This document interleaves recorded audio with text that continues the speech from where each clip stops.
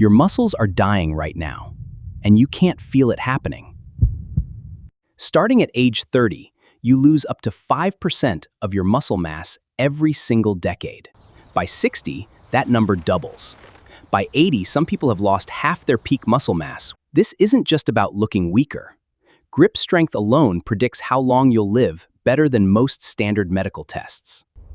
A weak handshake at 70 tells doctors more about your 5-year survival odds than your cholesterol panel does. This silent countdown has a name, sarcopenia, and it's rewriting how long you'll actually live and how well you'll live it. Here's what's happening under your skin. Deep inside every muscle fiber, you have satellite cells. Think of them as tiny repair crews, standing by to patch damage and build new tissue. In your 20s, these crews respond instantly to a workout, arriving within hours. By your 50s, they're slow to show up, taking days instead of hours. By your 70s, half of them have stopped answering the call entirely, no matter how hard you train. At the same time, your fast-twitch fibers start shrinking first. These are the explosive fibers that let you catch yourself before a fall, or sprint for a closing elevator door. Slow-twitch fibers, built for endurance, survive much longer. This is exactly why elderly falls turn catastrophic so quickly. The fibers built for split-second reaction are the first ones your body lets go. Your mitochondria take a hit too. These are the power plants living inside every muscle cell. In aging tissue, mitochondria shrink in number and grow sloppy at converting food into usable energy.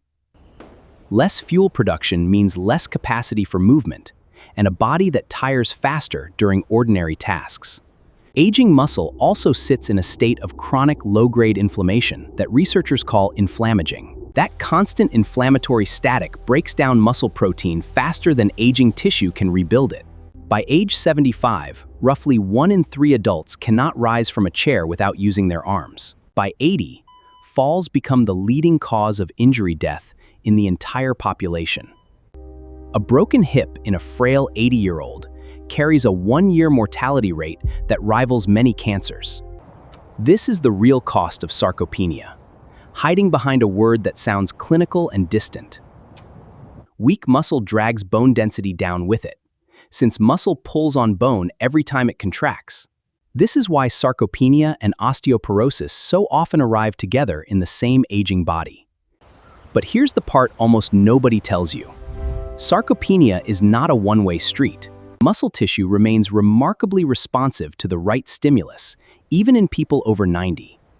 Researchers once took frail nursing home residents in their 90s, many using wheelchairs, and had them lift weights 3 times a week. Within 12 weeks, strength gains exceeded 100% in some participants. Muscle fibers grew visibly larger under the microscope. Walking speed improved enough that some residents left their wheelchairs behind. This is documented. This is repeated. This is reproducible in lab after lab. The trigger behind this transformation is mechanical tension. When a muscle fiber gets loaded under resistance, it sends a chemical signal through a pathway called mTOR. This pathway flips on a genetic switch for muscle protein synthesis. Your body starts building new contractile tissue within hours of that stimulus. Skip the tension, and the switch stays off, no matter how much protein sits on your plate. Speaking of protein, aging muscle develops something called anabolic resistance. A 25-year-old can build muscle from 20 grams of protein in a single meal, roughly 3 eggs. A 70-year-old often needs 40 grams to trigger that same response, closer to a full chicken breast. The receptors that detect amino acids simply grow less sensitive with age. Leucine is the key that turns this lock. It's an amino acid found in high concentration in eggs, whey protein, salmon, and chicken breast.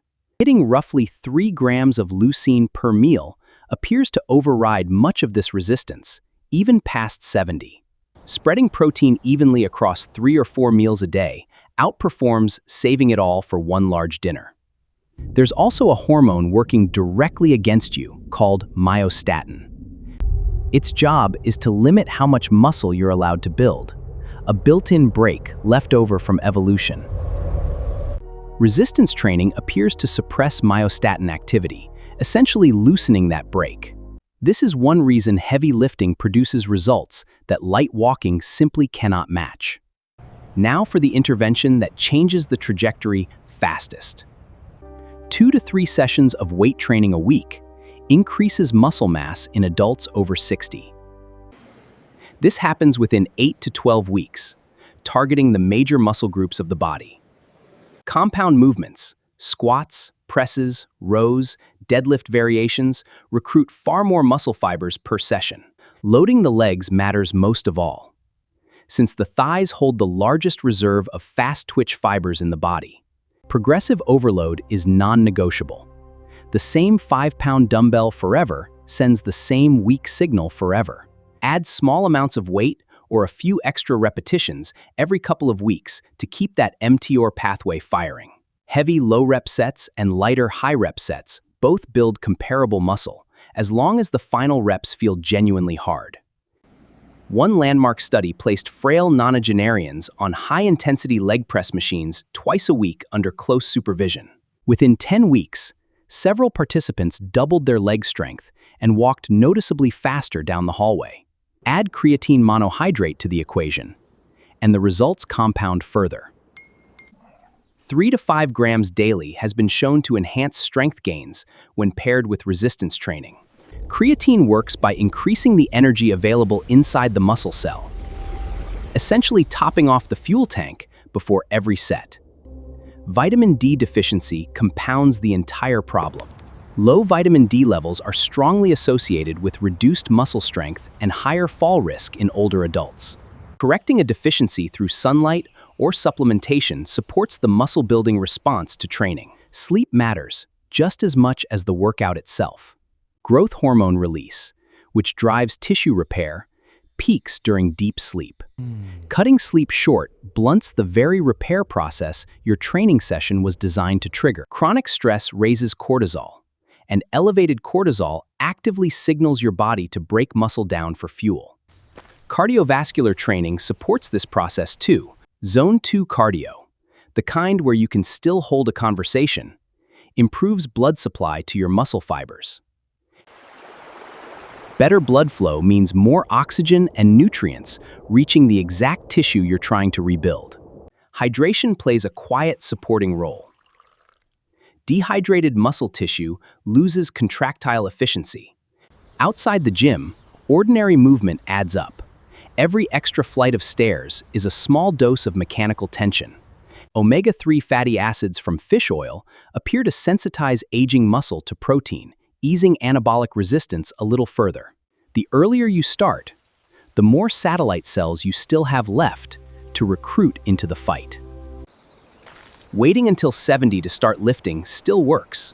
Starting at 40 simply makes the entire climb easier. None of this requires extreme measures. It requires consistency measured in years, not weeks. The muscle you carry at 80 is not fixed by the muscle you carry today. It's built by the signals you send your body between now and then. Every session of resistance training is a direct message sent to your satellite cells. Stay active, keep repairing, keep growing. Skip that message for long enough, and eventually they stop listening.